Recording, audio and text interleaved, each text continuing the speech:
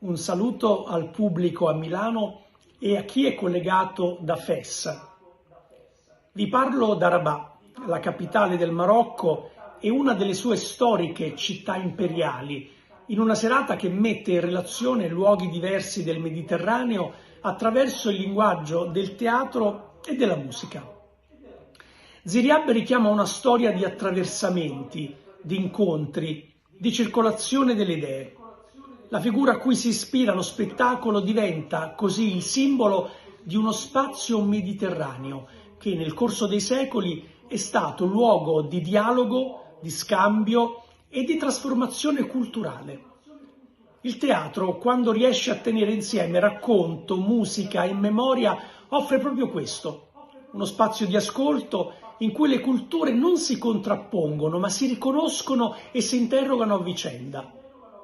Il collegamento con Fes assume in questo quadro un significato particolare. Proprio a Fes, nei mesi scorsi, nell'anno dei 200 anni delle relazioni diplomatiche tra Italia e Marocco, ho avuto modo di riflettere su quanto queste stratificazioni culturali continuino ancora oggi a dare forma al nostro presente. La serata di oggi si inserisce in questa prospettiva più ampia che vede nella cultura uno dei luoghi privilegiati per comprendere le connessioni profonde tra le diverse sponde del Mediterraneo. E quindi io vi ringrazio per aver condiviso con noi questo momento e per aver dato forma a un vero dialogo mediterraneo. Grazie a tutti e buona visione. Buonasera, benvenuti qui al Teatro Noema al secondo appuntamento della rassegna dedicata al teatro africano nell'ambito di questo progetto dal titolo Africa, arte, bellezza e cultura. L'appuntamento di questa sera è con uno spettacolo che ha per titolo Ziryab e ci parla di un musicista iracheno che ci accompagna in un viaggio musicale dall'antica Baghdad fino all'Andalusia del dominio arabo. È una figura, quella di Ziryab, che ha segnato la cultura musicale e sociale del Mediterraneo, ma che è finita come per scomparire tra le pieghe della storia. Lo spettacolo di questa sera è diretto da Daniel Sampedro e fa riemergere attraverso una storia a due voci, una storia molto raffinata tra musica e parole, le vicende di un uomo che è entrato nel mito. Ad introdurci questo nostro appuntamento, prima di tutto, il presidente della nostra associazione, Alberto Mio Martini, cui ora do la parola. Grazie, Marocco. Il Marocco per posizione geografica e per storia, soprattutto rappresenta uno degli snodi fondamentali del dialogo fra Africa e Europa, Occidente, attraverso il Mediterraneo. Il Marocco ha sviluppato una propria identità culturale attraverso il dialogo con gli altri. È un punto che vogliamo sottolineare perché il mantra, direi, del nostro programma e del nostro impegno. E quindi questa vocazione al dialogo che si trova in tutte le manifestazioni della bellezza e della cultura e dell'arte marocchina è l'aspetto da sottolineare perché è un aspetto di costruzione. Lo trovate nell'architettura, lo trovate nella tradizione, nell'artigianato, che è una forma d'arte particolarmente rilevante. Quindi questo spazio che noi dedichiamo di riflessione e di dialogo non è fine a se stessa, ma vuole significare quello che è l'impegno della nostra associazione, sviluppare, implementare, consolidare rapporti stabili tra comunità. Non vogliamo rassegnarci ai tempi che viviamo, vogliamo costruire tutti qualcosa. C'è una bellissima frase agostiniana che dice: i tempi siamo noi. Quindi noi vogliamo vivere questa responsabilità di conoscenza e il Marocco ci offre anche stasera una opportunità da cogliere, da sviluppare e per cui vogliamo ringraziare. Ringraziamo il nostro Presidente. Do adesso la parola a Livia Pomodoro, che è Presidente del Teatro Noema ed è titolare anche di una cattedra UNESCO. La Presidente ha fortemente voluto questo progetto Africa e credo che nessuno meglio di lei lo possa rammentare e illustrare questa sera.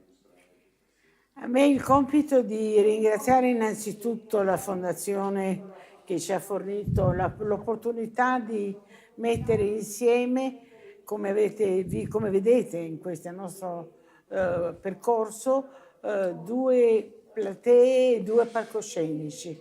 Un incontro che non è soltanto di parole, ma è di persone che si vedono, che si incontrano, che dialogano tra di loro, che attraverso questo dialogo costruiscono quello che noi speriamo possa essere un mondo migliore, e un mondo non di sopraffazioni e di potere, ma un mondo di incontro e di armonia tra le comunità. Devo dire che abbiamo dedicato alla cultura questo nostro incontro, perché la cultura non è soltanto un valore, è qualcosa di più. La cultura è certo un valore in generale, ma è un valore etico. Significa ciò che noi riteniamo debba accadere tra i popoli che debbono conoscersi, che devono vivere delle esperienze comuni come noi stiamo facendo questa sera, e da queste esperienze trarranno gli strumenti per potersi capire vicendevolmente, senza pregiudizi e senza soprattutto giudizi, perché tutti gli uomini sono uguali, tutti gli uomini hanno diritto a vivere su questa terra in maniera da poter dire che hanno una buona vita, ed è quella che noi auguriamo a tutti, innanzitutto ai nostri amici del Marocco che così gentilmente ci hanno accolti e ci vedono questa sera insieme in questa futura rappresentazione. Grazie davvero a tutti. Ringraziamo la Presidente. Do adesso la parola per chiudere questo ciclo che poi anticipa i contributi che verranno dall'altra parte del Mediterraneo a Luigi Marsiglia. Luigi è il nostro critico d'arte, assieme a Matteo e alle persone del Teatro Noema ha il compito di costruire l'interazione, la dinamica, il motore di questo progetto, l'interazione con i mondi altri, i paesi africani che abbiamo coinvolto in questo progetto che, non dimentichiamo, si realizza con il contributo importante del Ministero degli Affari Esteri. Grazie. Direi subito che la cultura del Marocco è una cultura molto variegata, che ha radici profonde, ma viene sino a noi, al contemporaneo. È stata famosa la stagione della Beat Generation negli anni 60 a Tangeri, dove Kerouac e gli altri si trovavano insieme e tra l'altro il Pasto Nudo di Burro è stato proprio ambientato nella scenografia magnifica di Tangeri. Ecco, come è stato detto, il Marocco è un ponte tra il Mediterraneo e la cultura mediterranea del nord e quella araba del ponte africano. Io direi che questo è un po' la summa di tutto quello che è l'estratto culturale che viene da lontano, ancestralmente, e diciamo che unisce poi le varie arti. Infatti si va dall'architettura proprio con un insieme che è a contatto intimo tra di loro, l'arte non figurativa, aniconica, islamica, che è poi una scrittura, perché si riverbera, come dicevamo, nell'architettura con quelle linee di arabeschi che sono una connotazione molto particolare delle città del Marocco. E poi questa scrittura è anche la musica, come ci dirà lo spettacolo di questa sera. E diciamo che è un insieme che costruisce questi magnifici panorami di città d'oro, di città blu. Ecco, tutto questo, che sono le radici profonde di questa cultura, arriva a noi, come spiega bene nel suo video intervento il professor Salvatore da Marrakech, ed è una cultura contemporanea che è un pieno fermento e che ha molte cose da dire in questa continuità di dialogo tra mondo arabo e mondo mediterraneo. Grazie. Bene, non ci resta che augurarvi buono spettacolo.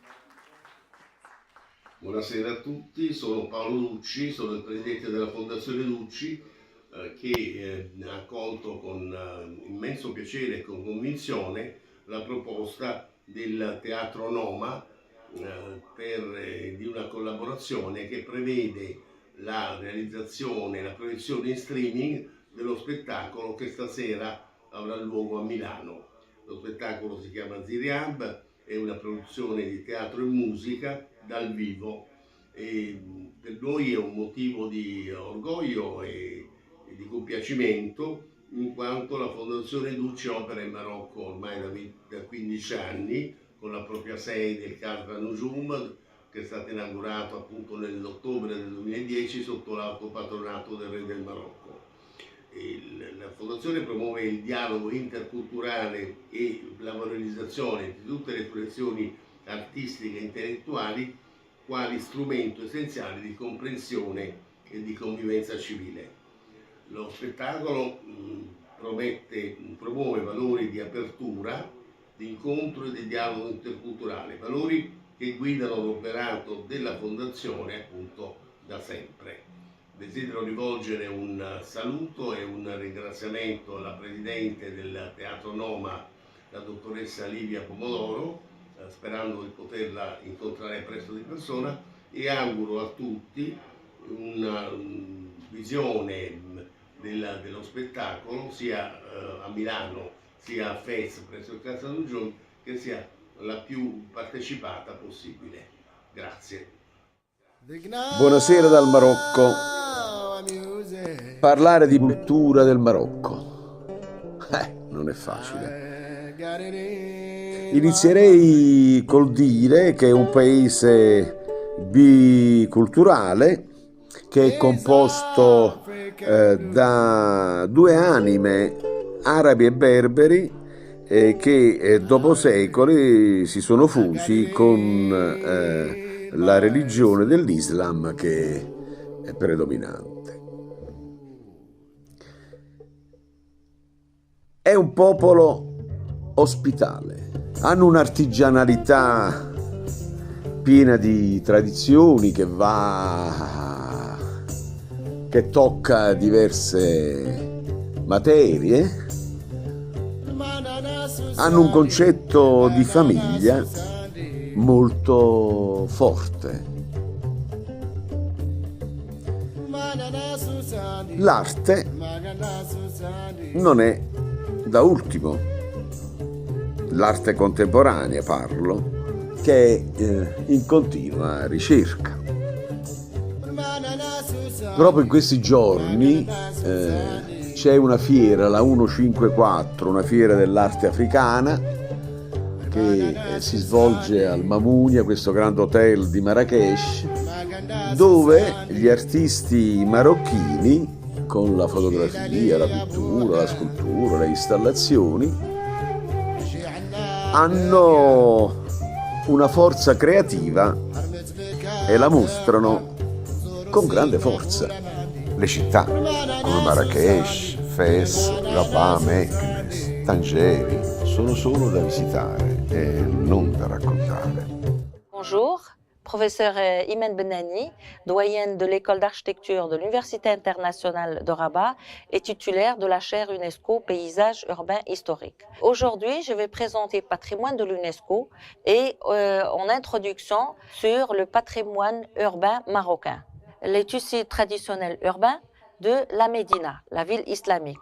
Donc, avant de parler des patrimoines, des typologies, des aspects saillants de ce patrimoine urbain, je voudrais juste signaler que nous avons 9 sites au Maroc qui sont inscrits sur la liste du patrimoine mondial. Nous allons donc commencer par saillant de la Médina. Alors, il faut signaler également que la diversité et la richesse géographique de notre terre, de notre pays, a donné lieu à des tissus urbains et des architectures spécifiques et authentiques. Donc les médinas, il faut signaler que c'est une architecture citadine. Les médinas, c'est une architecture citadine, c'est un ensemble traditionnel urbain, un patrimoine vivant abritant des milliers de familles y habitées dans sa totalité. Elle fait partie de la structure urbaine de la ville.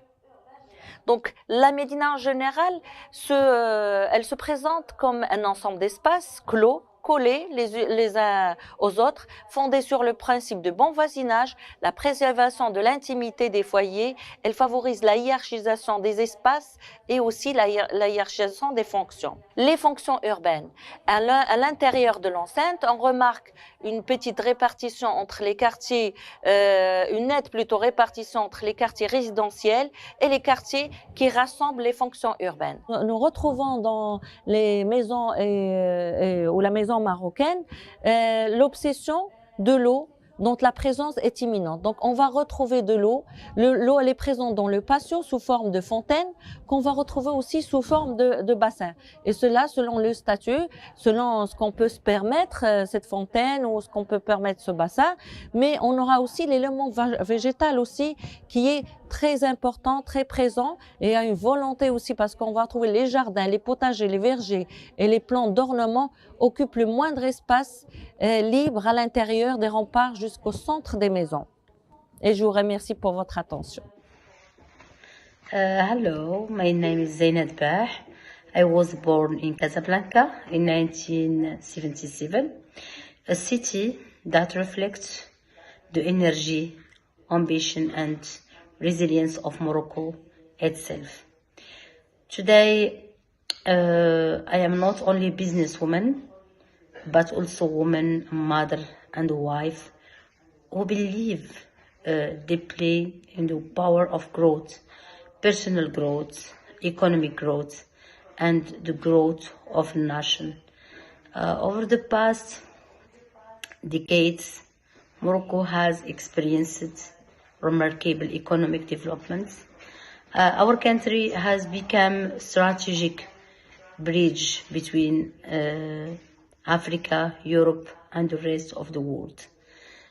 Through trade, investment, and innovation, Morocco plays an essential role in connecting African markets, encouraging partnership, and creating opportunity for sustainable development across the continent.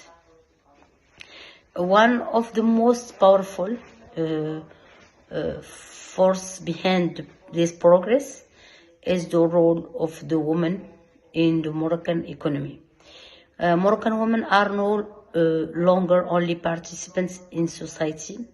They are leaders, entrepreneurs, and decision makers.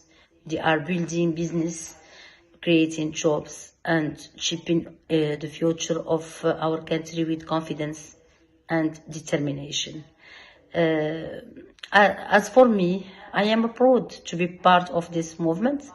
I am a businesswoman who believes in hard work, vision, and courage. Each moment with my family gives me the motivation to go further in my career. At the end, I would like to express my deepest gratitude to my husband, Fawzi Mohammed. He has always supported me, trusted my vision, and encouraged me to move forward in my business. His belief gave me the confidence to grow, to evolve, and to prove what I am capable of achieving. Throughout his support, I have learned how important family support is building successful projects and creating successful business. Behind every strong woman, there is often a family that believe in her dreams. Thank you very much. Thank you. Buongiorno a tutte e a tutti, io sono Hanan Makhloufi, sono una scrittrice di origine marocchina che vive a Torino da 26 anni e ringrazio l'organizzazione per avermi invitata a leggere alcune delle mie poesie per questo evento molto interessante. Io mi occupo nella città di Torino di progettualità culturali, quindi organizzo eventi di vario genere, di vario tipo, sono curatrice e dal 2025 ho fondato un Sanduc Edicola Collettiva, che è uno spazio, un polo culturale che sta rigenerando una vecchia edicola, un'ex edicola. Io oggi vi leggerò le mie poesie legate chiaramente alle mie origini in Marocco. Voglio sentire come un perdono il mio urlo in quel giorno dove la memoria si ferma. Com'è fresco il dolore e cosa nasconde. Ho sorpreso i tuoi capelli bianchi frugare nella mia giovinezza e cercare forse il domani in cui svanisci, ma dove cammino esiste solo il mio tentare e questo cuore debole. A braccia conserte lotto per tenere vivi gli alberi d'ulivo dove ho sepolto i giorni del mio crescere. Nella tua voce riconosco la gioia e la tristezza e sento che il mio domani non varrà mai quanto il canto del tuo ieri. Cosa ho fatto di me? Sembri chiederti ogni volta che mi guardi. Cosa ho fatto di me? Mi chiedo ogni volta che chiudi gli occhi. Papà.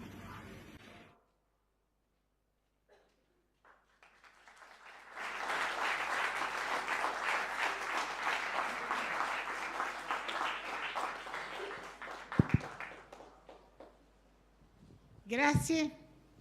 Buonasera a tutti, innanzitutto ai nostri amici marocchini che in questo momento spero siano lì ad ascoltarci e ad assistere, come assisteremo noi tra qualche minuto, ad uno spettacolo veramente straordinario e bellissimo. Uno spettacolo che ci racconterà dell'Andalusia, ci racconterà di mondi che non si sono sovrapposti, si sono solo incontrati. E questa sarà una grande, bellissima avventura che ci porterà poi a riconoscere quello che è il valore di questo nostro sforzo faticoso, difficile, qualche volta incompreso, che è quello di cercare di mettere insieme comunità che si parlino tra di loro, che si incontrino, che riescano a capirsi, a conoscersi e soprattutto a vivere in armonia. Io vi ringrazio molto per aver assistito a questo incontro fatto attraverso l'online direttamente con Face. Adesso daremo subito luogo al nostro spettacolo. Vi ricordo che è uno spettacolo del Premio Internazionale dedicato a Teresa Pomodoro e quindi vi sarò molto grata se quando sarà finito deporrete il vostro voto, se vi sarà piaciuto, o comunque deporrete il vostro voto nell'urna all'uscita prima di andare via. Grazie a tutti e buona serata davvero. Grazie.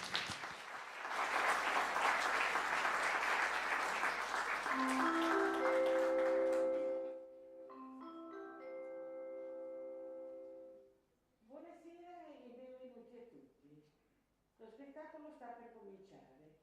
Si avverte il gentile pubblico che è assolutamente vietato fare foto con il telefonino o riprese video con altri strumenti. Si invitano gli spettatori a spegnere subito i cellulari e si ricorda loro che per gli spettacoli del Premio Internazionale, ove lo vogliono, potranno votare prima di lasciare il teatro. Grazie e buona serata.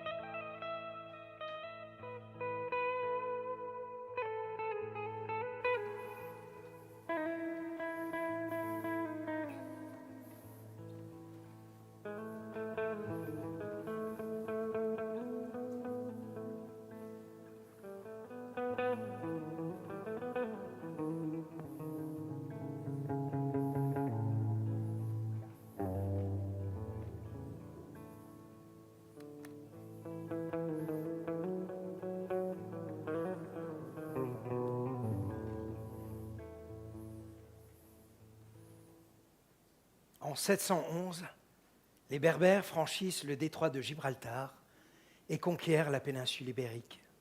Cette Espagne musulmane durera 7 siècles et prendra le nom d'Al-Andalus. Les 3 religions du livre, musulmane, juive et chrétienne, vont y cohabiter dans une tolérance unique pour l'époque. Elle va donner naissance à une civilisation sans égale, qui par sa science, sa culture, sa philosophie et ses arts va illuminer et faire progresser l'Europe médiévale. Nous en sommes aujourd'hui les héritiers.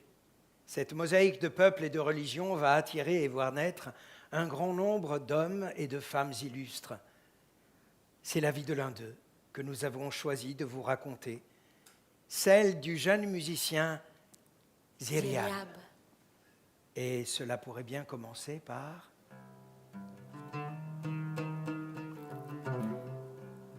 Il était une fois à Bagdad. Kan Yamakan, Bagdad.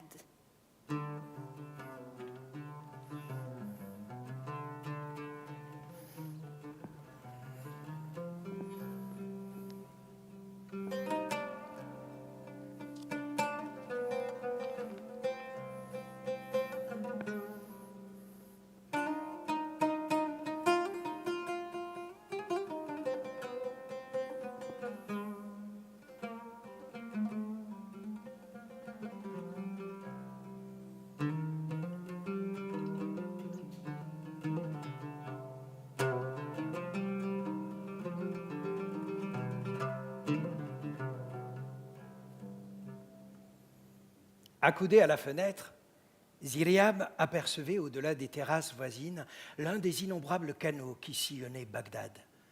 Le soleil couchant recouvrait d'un voile pourpre les dômes et les minarets des mosquées.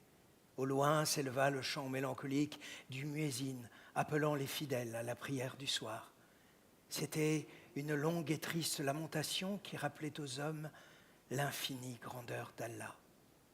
Un vol d'ibis blanc déchirait en silence un ciel lourd, saturé des poussières rosées du désert. Ziryab observait distraitement les allées et venues des embarcations. Les gens se saluaient en se croisant. Des commerçants revenaient des souks, leurs chalands chargés de tapis, de soieries et d'objets en bronze. Des familles regagnaient leur foyer sur des barques de louage. Des femmes s'apostrophaient joyeusement à bord d'une cange pavoisée. Les eaux brillaient de reflets rouges. On eût dit que le sang de la plus belle ville du monde s'écoulait lentement vers le Tigre, témoin muet d'empire défunt en cette année 808 du calendrier chrétien. Telle était la ville qu'il contemplait depuis sa cellule de l'école de musique la plus célèbre d'Orient. C'était son moment préféré, le plus suave de la journée, durant lequel il éprouvait un étrange bien-être. Pourtant, ce soir-là, une sourde angoisse troublait son esprit, s'accentuant à mesure qu'approchait l'heure d'une rencontre qu'il ne pouvait éviter. Ziryab reprit son luth, abandonné sur les coussins, et égréna quelques notes. Ses mains tremblaient. Il n'eut pas le temps de réfléchir davantage. Une femme de la maison entra pour l'aviser qu'un serviteur de son maître de musique l'attendait devant la porte. Le moment est venu. Le moment est venu. Inch'Allah. Inch'Allah. Suis-moi, Abou al-Hassan, lui dit le domestique. Ton maître Itzhak t'attend sur son bateau. Il suivit l'homme à travers d'étroites ruelles jusqu'au quai du canal le plus proche, où il monta sur une embarcation luxueuse qui appareilla aussitôt. Ils glissèrent le long de canaux silencieux, sous des portes ouvragées, entre des façades percées de rares fenêtres et des bazars débordant de marchandises cosmopolites. Ils atteignirent ainsi le palais du trône. Ils traversèrent des salles de porphyre et des cours de marbre embrasées par l'incendie du crépuscule. Franchissant une porte d'ébène, ils foulèrent enfin le lieu où se reposait l'homme le plus puissant d'Orient. Le prince des califes, Haroun al-Rachid.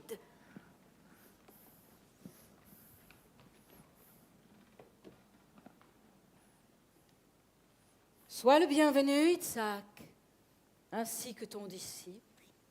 Je suis venu comme tu me l'as ordonné, ô souverain du monde, accompagné de mon jeune disciple, Abou el-Hassan Ali Ben Nafi, que nous appelons Ziryab, le merle noir, à cause de son teint sombre et de sa belle voix qui font songer à cet oiseau chanteur du même nom. Tu vas pouvoir constater sur le champ, ainsi qu'on te l'a rapporté, qu'il est l'un de mes meilleurs élèves, même s'il n'a que 19 ans, et je suis sûr que tu te délecteras des fruits de mon enseignement. Ziryab sentit son estomac se nouer et désira de toutes ses forces se trouver très loin d'ici, mais la jeunesse est audacieuse et sincère. Aussi, lorsque le calife l'interrogea sur ses talents musicaux, surmontant sa peur, il répondit :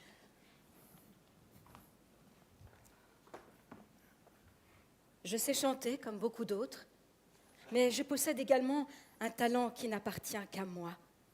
Seul un connaisseur aussi sensible que toi, Majesté, peut apprécier mon style.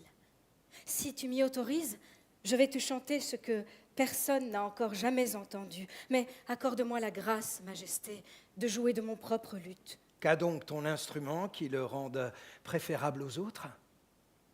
Si tu désires entendre la musique que j'ai composée, je dois employer mon luth, sur lequel j'ai procédé à quelques modifications qui charmeront ta sensibilité. Ce luth, Majesté, est plus léger que les autres, et j'en ai allongé le manche. Je lui ai aussi ajouté une 5e corde entre la 2e et la 3e pour enrichir sa sonorité. Cette nouvelle corde représente l'âme. Le calife fut conquis par le savant plaidoyer du jeune homme. Si ta musique est à la hauteur de ton éloquence, elle mérite d'être écoutée. Ziryab respira profondément et commença de jouer. Il chanta une note de sa composition en l'honneur d'Haroun al-Rachid, lequel en éprouva un tel ravissement que le chant terminé, il en réclama un autre. Mais celui-ci conclut, le calife, insatiable, voulut encore entendre cette voix qui le séduisait tant. À la fin, il applaudit à tout rompre. D'où te vient cette inspiration pour composer d'aussi beaux chants ? Je dois avouer qu'ils m'ont tous été inspirés en rêve par les génies. Quelle délicieuse extravagance! Et, se tournant vers son chanteur officiel, il ajouta : « Je t'en veux beaucoup, Itzhak, d'avoir tant tardé à me présenter ton disciple. Je t'ordonne de t'occuper en personne et avec le plus grand soin de l'éducation de ce jeune homme. Il mérite d'être encouragé. Durant ma longue vie, j'ai entendu peu de chanteurs aussi talentueux. Je ne te pardonnerai pas que la vocation d'un tel prodige soit gâchée par négligence. Et je n'hésiterai pas à te faire subir ma colère, si cela devait arriver. » Tes désirs seront accomplis ainsi que tu l'exiges, Majesté, répondit Itzhak al-Mawsili. Après s'être prosterné aux pieds du calife, le maître et le disciple se retirèrent. Lorsqu'ils se séparèrent, le maître dit à son élève : « Viens chez moi demain matin de bonne heure, avant le début des leçons. » Le lendemain, Ziryab se réveilla, en proie à une grande fébrilité. Il se prépara rapidement et accourut chez son maître sans avoir la moindre idée de ce qui l'attendait. À son arrivée, celui-ci l'accueillit avec un visage sévère et le fit asseoir, lui-même restant debout.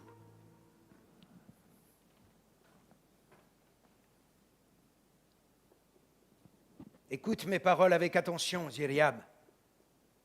L'envie est un défaut exécrable et pourtant l'un des plus répandus en ce monde, particulièrement entre personnes de même profession. J'envie ton talent et la haute estime que tu as suscitée chez le calife. Ziryab n'en croyait pas ses oreilles. Son grand maître, le respecté et vénéré musicien Itzhak al-Mawsili, jalousait un jeune homme pauvre et inconnu qui était parvenu à enthousiasmer le calife Haroun al-Rachid avec quelques chansons. J'ai 2 propositions à te faire entre lesquelles tu devras choisir. Ou bien abandonner tout de suite le pays pour t'établir en terre lointaine d'où ton nom et ta réputation ne parviendront jamais jusqu'ici, ou bien demeurer à Bagdad contre ma volonté, vivant dès lors par tes propres moyens et m'ayant comme ennemi implacable, dont tu auras à redouter le pire. À toi maintenant de considérer la situation. et de prendre la meilleure décision. Ziryab était atterré. Il ressentit une rage impuissante.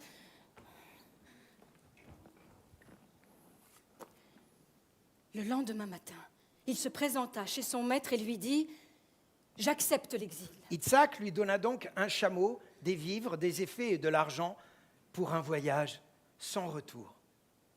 Puis, Ziryab fit ses adieux à sa mère, qui pleura silencieusement à la pensée de la vie errante que son unique enfant allait désormais mener. À l'aube suivante, il se joignit à une caravane de marchands qui faisait route vers l'Occident. C'est ainsi que Ziryab s'en alla loin de Bagdad, abandonnant cette ville qui avait été sa patrie. Lorsqu'ils atteignirent le désert, il eut un ultime regard pour les contours bleutés de cette ville, que le soleil levant ferait bientôt ressembler à un labyrinthe doré où il avait vécu heureux. Son cœur se serra. Il détourna la tête, contempla le désert et se laissa emporter vers l'inconnu.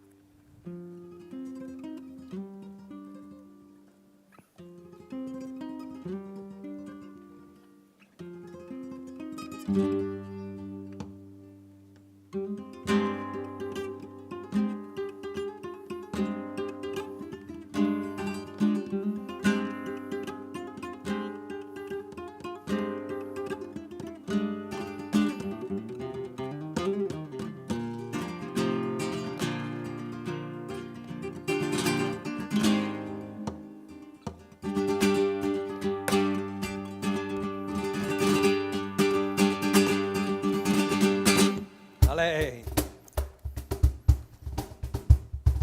14 années durant, il vécut au Caire, traversa le désert de Libye, longea les rives de la Méditerranée, tenta vainement sa chance à la cour de Kairouan. Il menait la vie errante des musiciens sans fortune et des poètes mercenaires, mais où qu'il allât, la gloire croissante de son nom le précédait, et ceux qui l'écoutaient ne pouvaient plus jamais oublier le timbre de sa voix. Il se maria et sa famille s'agrandit année après année. Parvenu chez les Berbères, il contempla pour la première fois les côtes d'Al-Andalus. Ziryab entendit de nombreux marchands vanter les merveilles de ce pays prospère, situé en lisière des territoires infidèles où depuis l'an 756 régnait la puissante dynastie des Omeyyades. Ces mêmes marchands qui colportaient dans le monde entier des nouvelles d'Irak, du pays des Francs ou d'Ifriqiya faisaient aussi circuler le nom du jeune chanteur qui courait déjà de bouche en bouche. Très vite, sans même qu'il le sache, sa notoriété parvint à Cordoue, capitale d'Al-Andalus, éveillant la curiosité de son émir Al-Hakam, avide de nouveaux talents. Celui-ci lui fit savoir qu'il lui offrit sans autre préambule la fonction de chanteur à sa cour et une pension substantielle. L'émir lui demandait de se rendre à Cordoue sans retard. Ziryab n'eut guère besoin de réfléchir. Il lui fit parvenir une réponse affirmative et quelques jours plus tard, il traversait le détroit de Gibraltar et voyait s'éloigner la côte africaine. Le cœur de Ziryab était gonflé de joie par cette chance inespérée qui mettait fin à de longues années d'errance et de privation. Ayant mis pied à terre à Algésiras, Ziryab et les siens se retrouvèrent parmi des émigrants et des commerçants maghrébins. Ziryab avançait d'un pas décidé lorsqu'il fut arrêté par un homme âgé. Il se présenta comme le musicien Al-Yaoudi, le juif. Selon ses dires, il se trouvait depuis des jours à Algésiras, guettant son arrivée.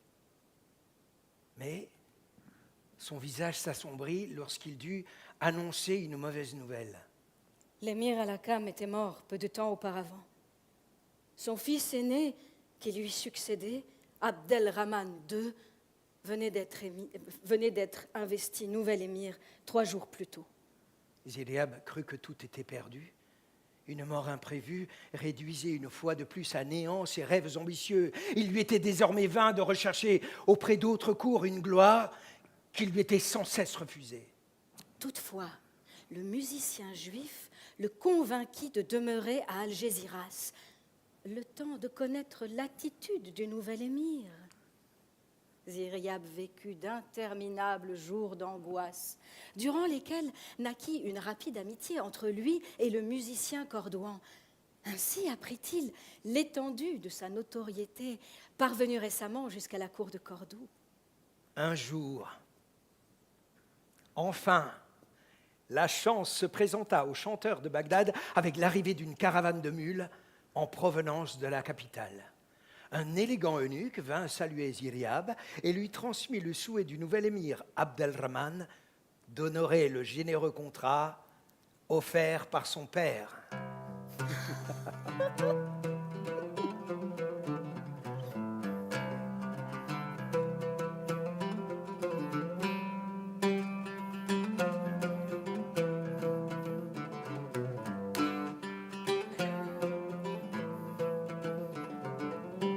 Étourdi et encore sceptique, Ziryab entreprit le voyage avec famille et bagages vers la capitale du royaume d'Al-Andalus.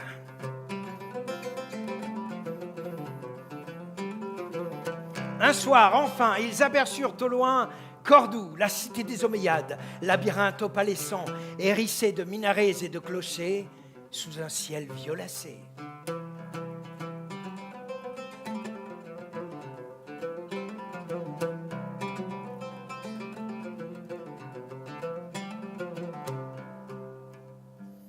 Telle était Cordoue, la plus prestigieuse cité du continent européen, qui accueillait d'éminents savants de toutes disciplines, des guerriers illustres par leurs expéditions en terres infidèles, des poètes comparables à ceux d'Orient, des médecins juifs qui soignaient les rois et les princes chrétiens, des étudiants venus d'horizons lointains en quête de savoir. Cordoue, la sans pareille, ivre de bruit et de lumière, née de l'accouplement de Rome et de l'Arabie, ville des trois cultures, hérissée d'églises, de synagogues, de mosquées, capitale d'un royaume musulman où l'austère mihrab tutoyait la croix et le candélabre à 7 branches, nouvelle perle de l'islam dont les rues résonnaient de la plainte des muezzines et des carillons de la chrétienté. La caravane traversa le pont aux 17 arches planté dans le grand fleuve, le Guadalquivir, El Guadalquivir, et pénétra dans la fourmilière humaine de la Médina. Les voyageurs furent immédiatement conduits à l'Alcazar, demeure de l'émir et siège du gouvernement, où on les installa dans de splendides appartements, leur accordant 3 jours de repos avant d'aller se présenter devant Abdelrahman. Arriva enfin le jour fixé aux musiciens de Bagdad pour se présenter à l'émir. Au milieu de la matinée, Al-Yehudi, le juif, vint chercher Ziryab dans l'aile du palais où il résidait, et tous deux se rendirent à l'entrevue tant espérée. Ziryab, son luth sous le bras, pénétra dans le salon où l'émir avait coutume de traiter des affaires d'État. L'émir était assis sous une grande arche, d'où pendait un lourd tapis persan. Au pied d'une colonne de marbre rose fumait un brûle-parfum. Abdelrahman avait 30 ans, élancé, agréable de sa personne, avec des grands yeux sombres. Ziryab se prosterna devant l'émir et attendit de se voir adresser la parole, ainsi que l'exigeait le protocole. Alhamdulillah, loué soit Allah, qui a consenti à laisser mes yeux voir celui que tous considèrent comme le plus grand musicien de ce temps, dont la notoriété le précède où qu'il aille et qui sait captiver les cœurs de ceux qui l'écoutent d'une seule note de sa voix. Ziryab remercia l'émir pour sa générosité et ses louanges excessives, dans lesquelles il nota un goût pour le lyrisme. Abdelrahman voulut tout savoir sur Ziryab, ses origines, son lignage et la vie qu'il avait menée jusqu'à ce jour. Il le questionna sur la splendeur de Bagdad, vers laquelle tous les regards se portaient avec admiration. Ils évoquèrent longuement ses arts, ses coutumes, sa poésie et ses percées dans tous les domaines du savoir. Ils parlèrent aussi de la cuisine. Que Ziryab regrettait.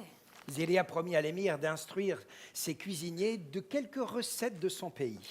Le savoir, Majesté, est comme un champ fumé sur lequel on peut semer toutes choses. J'aime autant l'histoire que les disciplines culinaires. La philosophie que l'art du vêtement. L'astrologie que les soins du corps. La science, Altesse, est aussi affaire de saveur. La nourriture est chose sérieuse. Si l'on se gave, le sommeil nous empêche de penser. Et si l'on mange trop peu, les intestins protestent, nous interdisant toute pensée élevée. L'élégance d'un repas exige un strict protocole. Il convient de commencer par les potages, suivi d'un plat de viande rouge et blanche, assaisonné d'épices, pour finir par les pâtisseries et les fruits. Respectant cet ordre, la digestion n'en est que plus aisée, et chaque saveur retrouve ainsi sa singularité. La table doit être élégante et dressée, le lin grossier des nappes remplacé par le cuir fin. Plus décoratif et plus propre, l'usage de gobelets d'or et d'argent abandonné au profit du verre et du cristal. Plus respectueux de la saveur des vins. Je crois, Majesté, que ce sont là des éléments de distinction qui serviraient à renommer. Voilà un sage conseil et un témoignage de sensibilité, commenta Abdelrahman, visiblement séduit. Je veux qu'un tel système soit adopté dans mes banquets. Le savoir, Majesté, je souhaiterais aussi tester quelques inventions auxquelles je pense pour l'enseignement de la musique. Je souhaiterais aussi, si tu m'y autorisais, transmettre aux Cordouans les plus subtils raffinements de Bagdad concernant l'art de se vêtir et d'entretenir la beauté féminine. Je pense aussi à l'élaboration de certaines saveurs qui doivent agrémenter la table et à la décoration intérieure, enfin à tout ce qui contribue à faire de la vie un jardin accueillant pour l'esprit. Louable souci, commenta l'émir. Au cours de la conversation, Abdelrahman découvrit en Ziryab plus qu'un simple chanteur, un esprit persuasif capable de bousculer bien des habitudes. De son côté, Ziryab trouva en l'émir un homme sensible, amoureux des savoirs et dont la vaste érudition embrassait autant le droit que la poésie arabe classique. Une amitié presque naturelle naquit ce jour-là entre les deux hommes, qu'unissait, outre le goût des arts, la proximité de l'âge. Ils parlèrent de musique. Ziryab montra à l'émir son luth et lui en déclina toutes les caractéristiques. Et enfin, il chanta, comme il l'avait fait tant d'années auparavant devant Haroun al-Rachid, une des 10 000 chansons de sa composition. Jamais on n'avait entendu en Al-Andalus semblable voix et style. Transporté, Abdelrahman le nomma sur le champ, commensal de sa table et chef des chanteurs du palais. Puis il lui annonça sa rétribution. Ziryab était abasourdi. La rente que lui offrait l'émir représentait un capital annuel de quelques 40 000 pièces d'or. C'était beaucoup plus que ce dont un grand musicien pouvait rêver. Ziryab passa en revue tous les mots de remerciement qu'il pourrait prononcer. Ziryab, tu devineras aisément la raison d'une telle générosité. Je veux m'assurer que tu resteras parmi nous. Vous, les artistes, êtes gens indépendants qui aimez par-dessus tout la liberté. Puisque tu chantes comme un oiseau, je veux retenir cet oiseau dans ma cage en or, aux portes ouvertes. La cage est ce beau pays hérité de mes aïeux. J'aimerais que tu le considères dès aujourd'hui comme ta nouvelle patrie. Bagdad n'a pas encore l'éclat de... Cordoue n'a pas encore l'éclat de Bagdad ou de Constantinople. J'espère que la paix actuelle me permettra de faire de Cordoue une capitale de la science et des arts. À partir d'aujourd'hui, je veux que toi aussi, Ziryab, prennes part à ce projet. Tes attributions iront au-delà de celles d'un musicien. Je souhaite que tu m'aides à faire de Cordoue une ville digne de l'admiration du monde. Rien ne saurait m'être plus agréable, Majesté. J'espère seulement que mes capacités seront à la hauteur de ta générosité. Moi aussi. Moi aussi.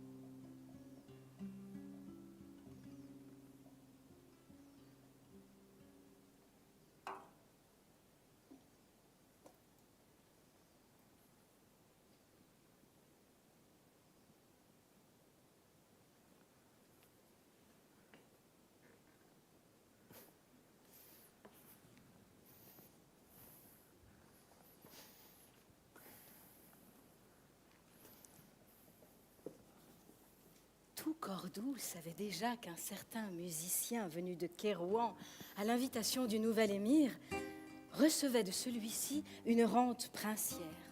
Dans les souks et les bazars, le nom de Ziryab était au centre des conversations, tandis que nobles et gens de cour rêvaient de rencontrer celui qui avait su éveiller chez le monarque un si vif engouement. L'influence de Ziryab sur les coutumes cordouanes commença de se faire sentir.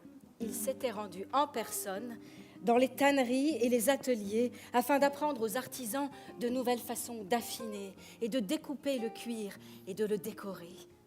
On abandonna peu à peu la rusticité médiévale des manières de la table, encore en vigueur dans bien des cours européennes. Désormais, nobles et puissants de Cordoue voyaient leurs repas disposés sur des nappes de cuir fin et buvaient dans des verres transparents. Au plaisir gustatif du vin s'ajouta celui de sa contemplation qui fit le bonheur des poètes.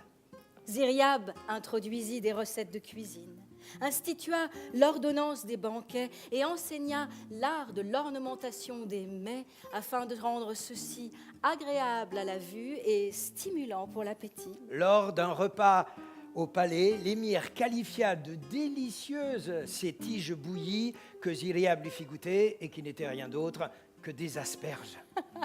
Maintes nouveautés culinaires flattaient chaque jour le palais des courtisans, parmi lesquelles des boulettes à la viande. Ah oui. Un plat bagdadien baptisé depuis ragoût de Ziryab. Délicieux. Une préparation de viande parfumée à la coriandre Tout qui devint très populaire. Touffaïa, non La touffaïa. La touffaïa, tu donnes la recette? Allez, la recette. Ingrédients pour 4 personnes. Alors, il vous faut 600 g d'épaules d'agneau désossées coupées en 8 morceaux, 2 belles pommes, un oignon coupé en 2, 50 g d'amandes mondées, de l'huile d'olive, du poivre, de la coriandre moulue, de la menthe moulue en poudre, de la cannelle en bâtonnets ainsi qu'en poudre, du gingembre. Vous prenez un grand faitout. Bien grand, hein? Vous faites revenir la viande à feu bien vif, vous ajoutez l'oignon, vous rajoutez une petite pointe de coriandre, vous commencez comme ça à bien faire revenir à feu vif. Lorsque c'est bien saisi, vous recouvrez de jus de pomme, vous baissez le feu pour ne rien faire cramer, surtout. Sinon, il faut jeter. Ah oui, non, ça attache après, c'est la catastrophe avec le sucre. Et là, vous rajoutez un bâton de cannelle, encore un petit peu de coriandre, un petit peu de menthe en poudre, un petit peu de gingembre moulu, un petit peu de sel, de poivre. Vous recouvrez et vous laissez mijoter comme ça pendant à peu près 20 minutes à feu bien doux. Ensuite, vous ouvrez. Vous sentez-moi ça. Vous retirez le bâton de cannelle. Vous ajoutez les petites pommes là par-dessus la viande. Vous les aviez réservées en quartier. Et là, vous rajoutez un petit peu de coriandre en poudre, les amandes mondées. Vous recouvrez. Vous laissez cuire encore à feu bien doux pendant une demi-heure à peu près. Et vous servez bien chaud. La cuisine sucrée-salée. Exactement, c'est le secret. Aïe. Divulguées par les esclaves et des riches familles de Cordoue, ces innovations furent aussitôt imitées jusque dans les foyers les plus humbles. Ça m'a donné faim. Moi aussi, mais j'en veux.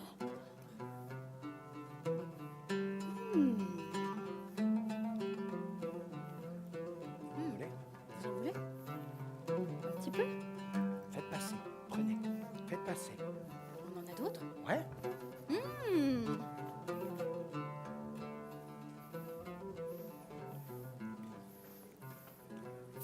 passer. Faites passer. Per tutti. Ah bah.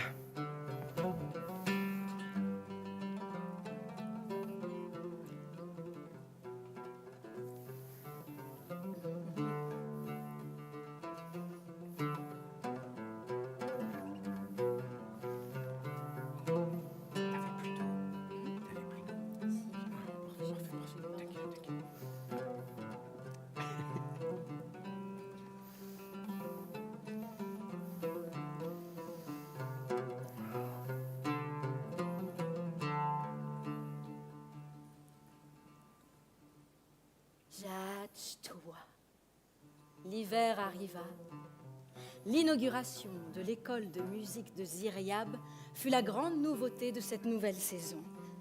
Garçons et filles, stimulés par l'exemple du maître, se pressaient à ses portes, désireux d'apprendre le chant, la musique, et espérant devenir un jour célèbres, chanter à la cour et chez les grands de ce monde. Les attirait aussi la perspective d'apprendre une musique nouvelle au style fort éloigné de la musique savante d'Al-Andalus, qui en était encore à un stade primitif. Ziryab poursuivait son activité à la tête de son école où ses idées ingénieuses bouleversaient l'enseignement musical. L'école, installée dans une vaste demeure au centre de la Médina, rassemblait chaque jour et à toute heure de la journée de jeunes gens des deux sexes. Dans une pièce, on chantait. Dans l'autre s'élevait le son d'un rébab ou les accords d'un luth. Plus loin, c'étaient les roulements des tambourins. Instruments désaccordés, voix qui se brisaient, notes aiguës, cacophonie rythmique. Ziryab allait d'une pièce à l'autre, prodiguait leçons, explications, remontrances, un enseignement insolite qui n'avait jamais existé auparavant. Lorsqu'il découvrait des dispositions chez un élève, il n'épargnait pas ses efforts pour faire de lui un chanteur accompli ou un virtuose du luth.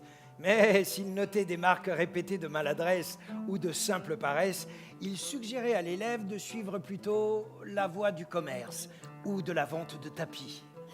Mais ce n'était pas une simple révolution pédagogique que Ziryab avait introduit à Cordoue, mais un véritable bouleversement musical. Il signe en quelque sorte la naissance de l'école andalouse, fondée sur une conception métaphysique de l'harmonie universelle en opposition à l'école traditionnaliste de Bagdad. Pour Ziryab, la musique était thérapeutique. Peut-être n'avait-il pas conscience lui-même de la portée de ces innovations. Avec lui, naissait un type de chant qui deviendrait avec le temps la musique dite arabo-andalouse, la nouba.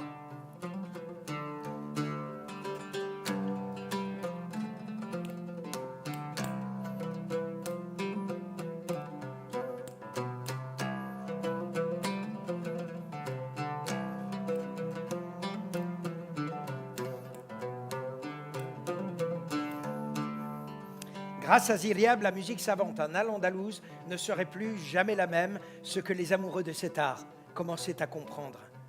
Il n'était donc pas étrange que le traditionnaliste Itzhak al-Mausili se fût débarrassé d'un musicien qui, à l'âge de 19 ans, avait entrepris, sans le savoir, de transformer la musique classique arabe.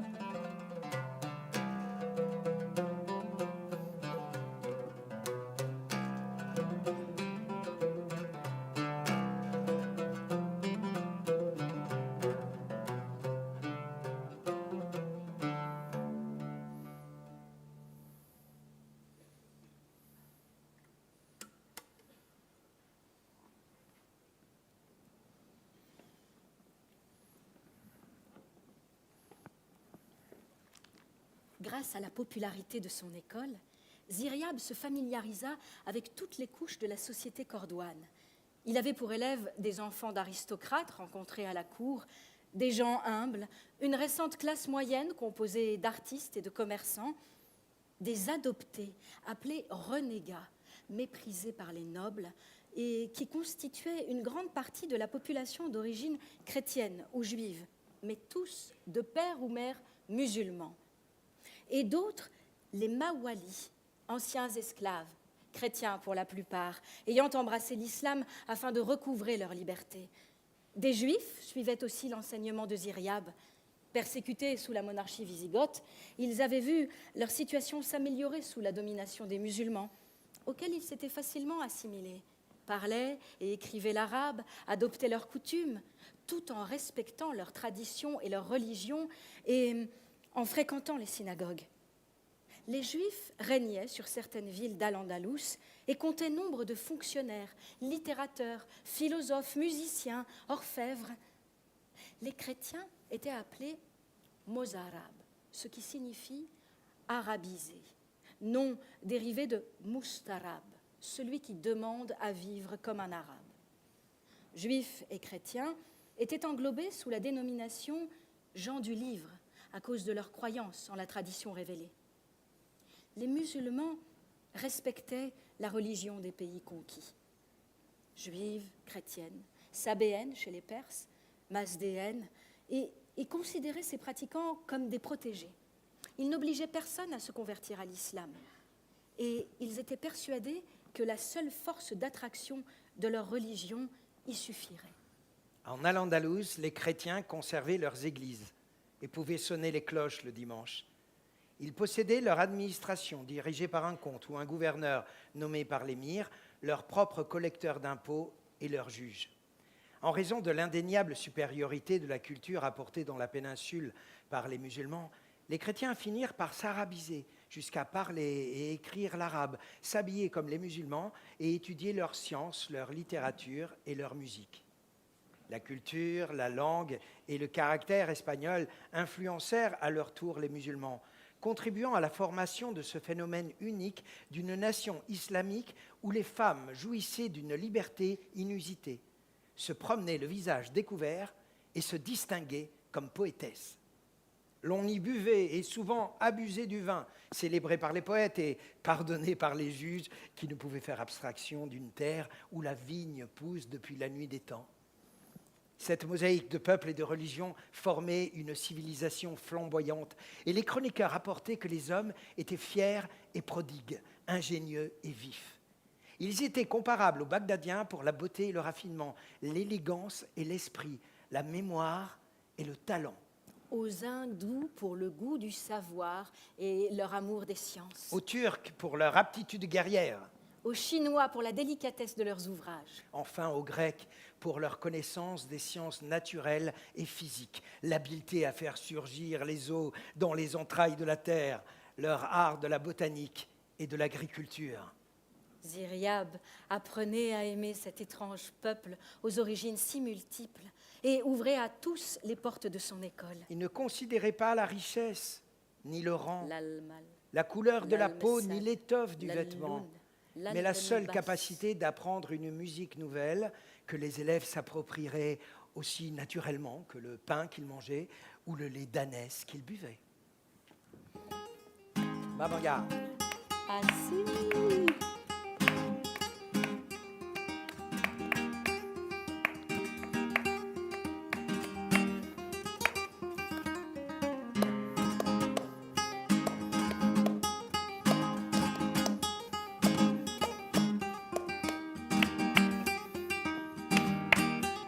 Vamos ya.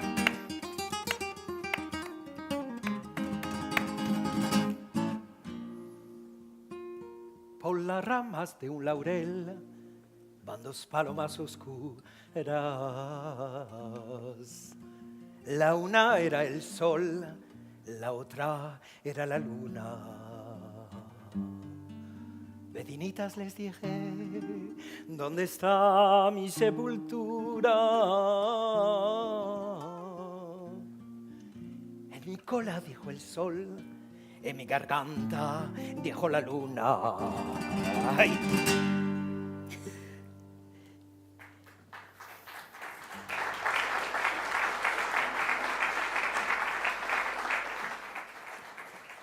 Ziryab vit dans le changement de saison le moment opportun pour entreprendre un projet qu'il caressait depuis fort longtemps.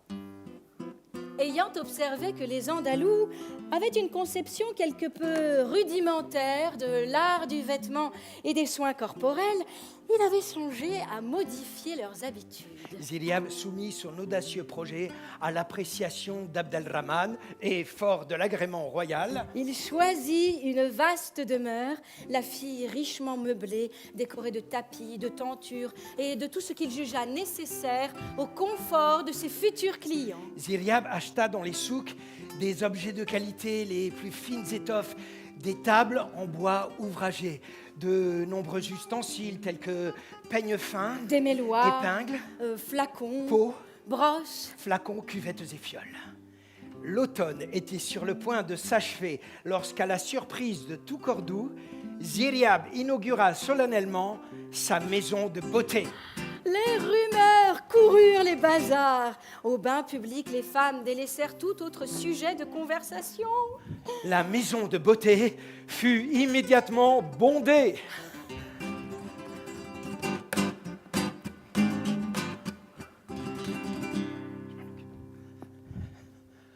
Les femmes y apprirent à s'épiler, à utiliser du fard et des crèmes cosmétiques, à se faire belle de 1000 nouvelles manières.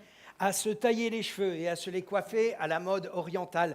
En dénudant front et nuque. Ainsi mettaient-elles en valeur leur visage et leur cou. Ce qui ne manqua pas d'éveiller de tendres ardeurs dans les harems. Les hommes, à leur tour, apprirent à se coiffer. Les cheveux, jusque-là portés longs et séparés par une raie au milieu, furent coupés, légèrement frisés, raccourcis, tout en dégageant le front et les oreilles. On découvrit les vertus de la pâte dentifrice à utiliser au moyen d'un bâtonnet.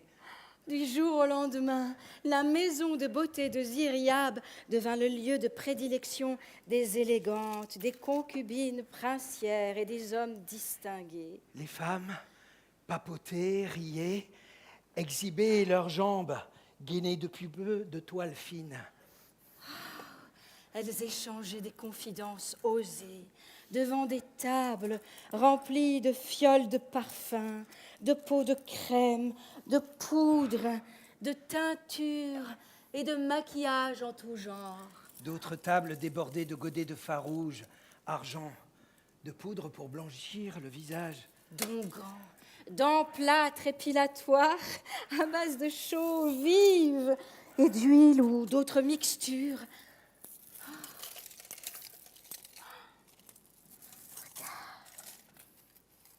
La nouvelle mode était bel et bien lancée, et ses adeptes se multipliaient comme les fanatiques d'une religion naissante.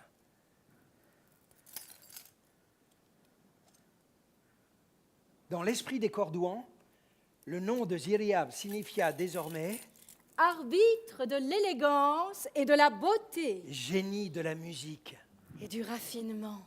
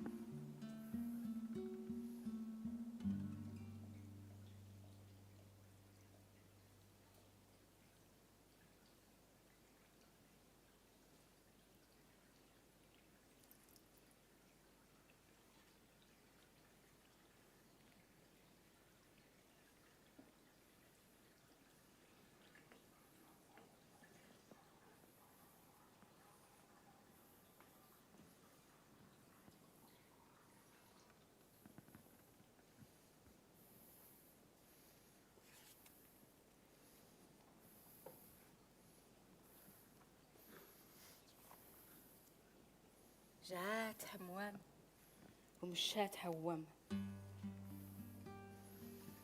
Les années passées, imperceptibles, Les hivers gris nacrés succédaient aux printemps colorés et les étés dorés à des automnes cuivrés où la campagne se couvrait de feuilles mortes.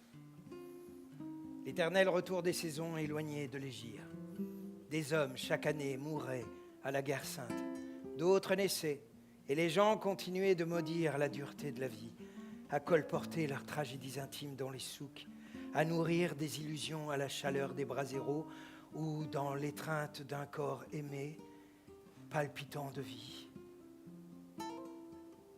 Le Guadalquivir s'écoulait, soumis ou sauvage, de son éternelle et inépuisable source jusqu'aux portes de Cordoue, insensible au drame des hommes que ses eaux reflétaient.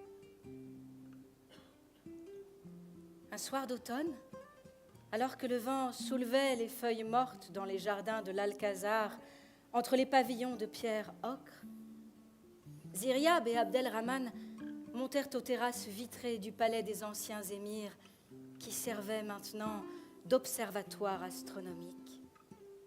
Une nuit d'encre tombait sur la ville, dont on ne voyait plus que les lumières. Abdelrahman contempla avec orgueil la cité étendue à ses pieds. Appuyant sur un créneau de pierre, ses mains, il dit « Mon peuple est un creuset où s'amalgament de multiples ingrédients, proches et lointains, jeunes et vieux, de multiples éléments parfois irréconciliables, brillant sous le soleil d'Al-Andalus, cristallisés sous ses lunes, transformés tels des songes dans la nuit des harems par l'amoureuse rencontre de peaux de différentes couleurs.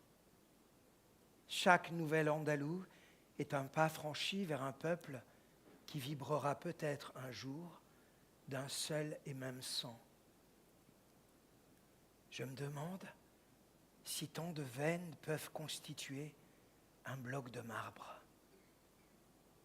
Les sangs, Majesté, mettent des siècles à se mêler jusqu'à n'en former qu'un. De nombreux peuples forment celui d'Al-Andalus, et dans 10 siècles, il en sera peut-être encore ainsi. Nul ne le sait. La sangre, Señor, tardan siglos en fundirse.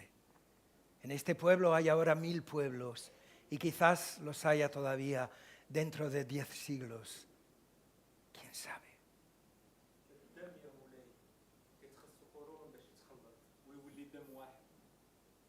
الأندلس فيها أجناس كثيرة ومن دابا عشرات القرون يمكن يبقى الحال كيف ما هو دابا شكون عارف הדמים עוד מלכותך, נדרשים למאות שנים כדי להתרחב עד שהם נעשים לאחד. עמים רבים מרכיבים את של אל-אנדלוס ובעוד 10 מאות שנים יתקם שכך יהיה עדיין, איש אינו יודע.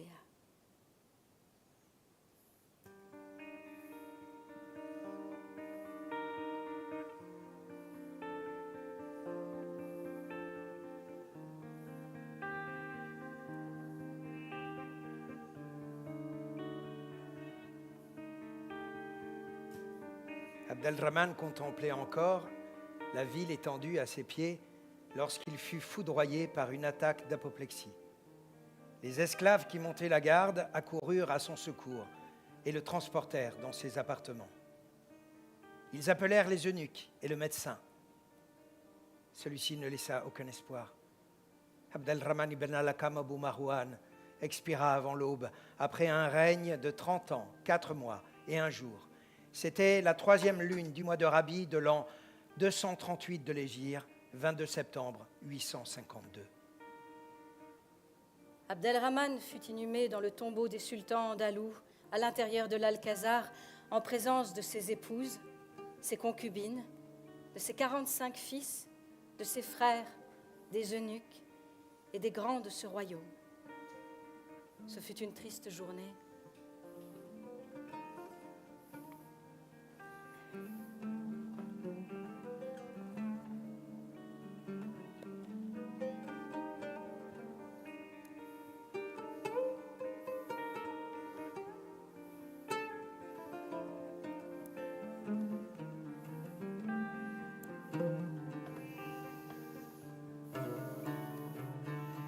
Ziryab acceptait difficilement que cet être cher ne fût plus qu'une ombre. Il lui en coûtait de croire qu'un homme pût ainsi disparaître, que celui-ci si proche, si vivant, si fragile, avec lequel il avait passé tant d'heures, pût n'être désormais qu'un souvenir. Ziryab n'alla plus au palais et ne chanta pas pour le nouvel émir. Il vécut désormais à l'écart du monde, consacrant son temps à relire ses livres favoris, à jouer du luth et à se promener le long du Guadalquivir. Les gens le saluaient avec respect. Ziryab, Ziryab, le chanteur de Bagdad, le créateur d'une nouvelle musique, l'arbitre de l'élégance, de la saveur, était une légende vivante.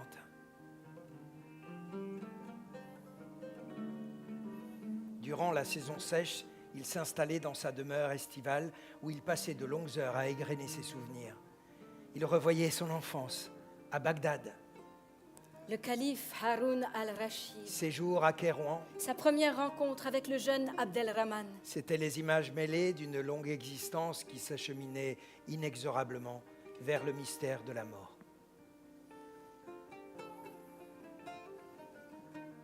Contemplant Cordoue des contreforts de la Sierra, par une chaude soirée d'été, il songea: voilà Al-Andalus, la terre des Omeyyades, où sont nés la plupart de mes enfants, la terre qui m'a vu vieillir et qui m'a donné tout ce qu'un homme peut espérer. Al-Andalus, terre des Vandales, royaume des fils de calife, capitale de la science et de la sagesse, face à Allah que l'Éden ressemble au jardin andalou, débordant de fruits, de fleurs et de parfums. S'il en est ainsi,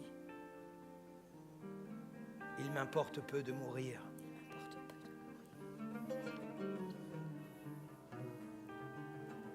Durant l'hiver 857, en 243 de l'Hégire, s'éteignit à Cordoue, à l'âge de 68 ans, Abou al-Hassan Ali ben Nafi, surnommé Ziryab, le merle noir. Avec sa disparition, une page de l'histoire d'Al-Andalus venait d'être tournée.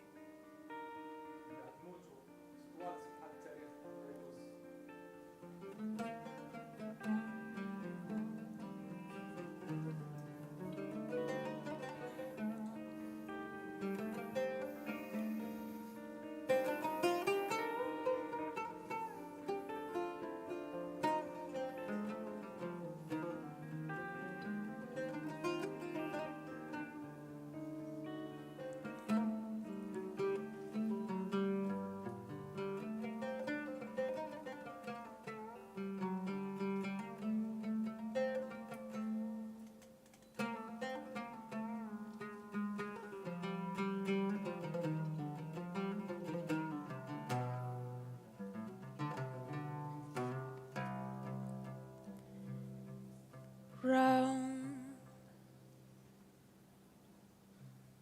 like a circle in a spiral, like a wheel within a wheel, never ending or beginning on an ever spinning reel, like the snowball down a mountain or a carnival balloon, like the snowball that it's turning, running rings around the moon, like the clocks whose hands are sweeping past the minutes of his face. And the world just like an apple, whirling silently in space. Like the circle that you find in the windlass of your mind.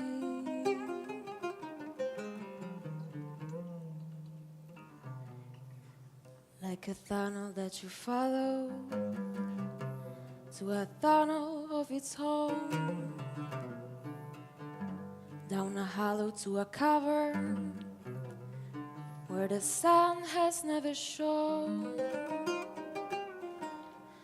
like the door who keeps revolving in a half-forgotten dream, like the ripples on a feeble someone tosses in a stream, like the clocks whose hands are sweeping past the minutes of this faith, and the world just like an apple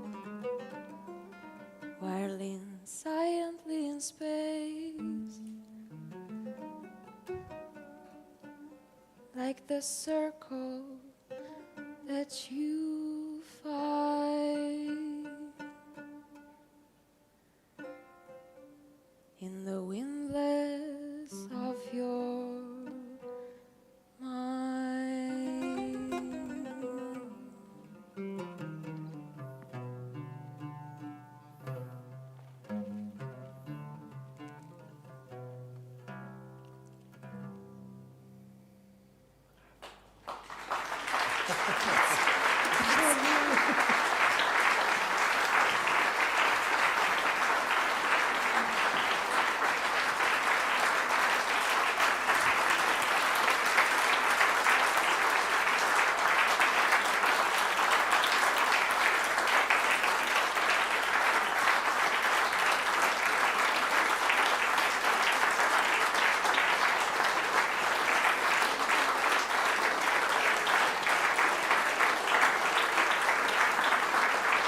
Encore. Et...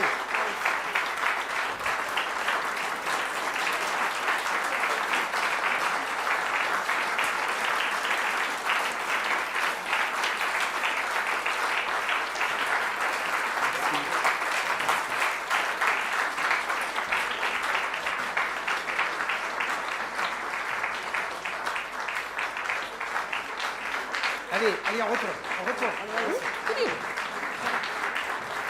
Viens. Anch'io?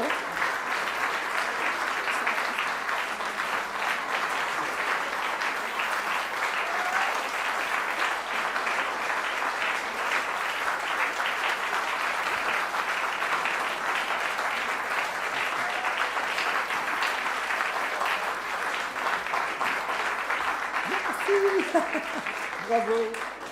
Magnifique, siete stati bravissimi.